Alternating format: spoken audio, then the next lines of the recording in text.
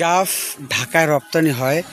এই দেশের গ্রামগঞ্জের গাবগুলো তারা এভাবে পরিষ্কার করে বস্তায় প্যাকেট করে লঞ্চ অথবা বিভিন্ন গাড়িতে নিয়ে যায় ঢাকা শহরে, হয়তো কেজি হিসাবে বিক্রি হয়, নয়তো পিস হিসাবে।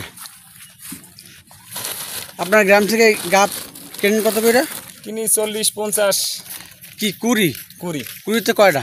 20তে 20টা। 20টা কেনেন, 40 বা 50 টাকা। 50 টাকা।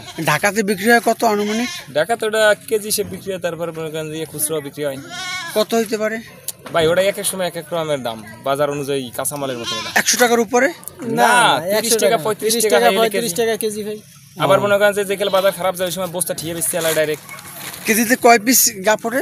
কেজিতে কত? 27 পিস ওড়ে, আবার ছোটটা 10 পিস 15 পিস ওড়ে, বড়টা 5 পিস। আচ্ছা ঠিক আছে, ধন্যবাদ।